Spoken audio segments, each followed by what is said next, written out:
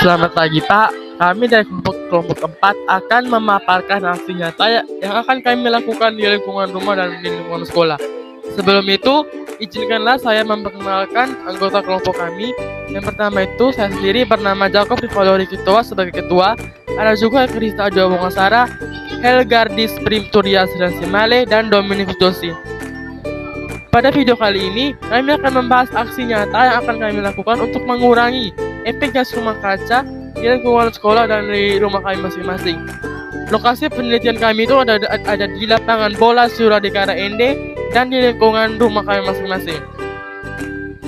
Yang pertama, aksi nyata yang akan kami lakukan di sekolah itu pertama itu kami memilah sampah. Karena dari hasil penelitian kami di lapangan sepak bola itu banyak sampah plastik dan sampah dedaunan itu bercampuran. Tujuan kami untuk memilah sampah ini adalah sampah plastik bisa kami ubah menjadi benda yang bernilai ekonomis, dan sampah dedaunan bisa kami ubah menjadi pupuk kompos.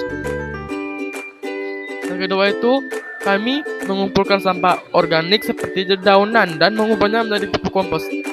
Di lapangan sepak bola itu banyak sekali sampah dedaunan yang berserakan. Oleh karena itu, kelompok kami mengumpulkannya dan berencananya akan mengubahnya menjadi pupuk kompos pada tahap aksi nyata. Yang keempat itu membawa bekal dan minum dari rumah.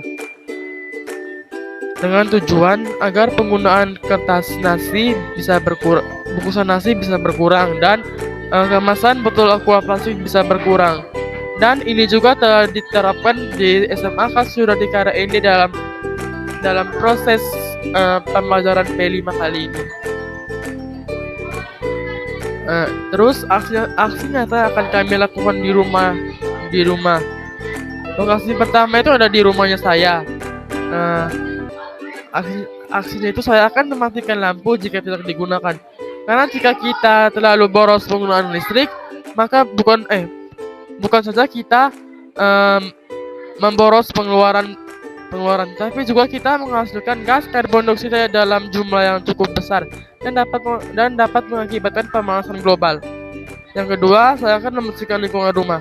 Karena dengan membersihkan lingkungan rumah, maka lingkungan rumah akan semakin bersih dan penguapan dari sampah-sampah seperti penguapan pada sampah plastik akan berkurang. Yang ketiga, memilah sampah.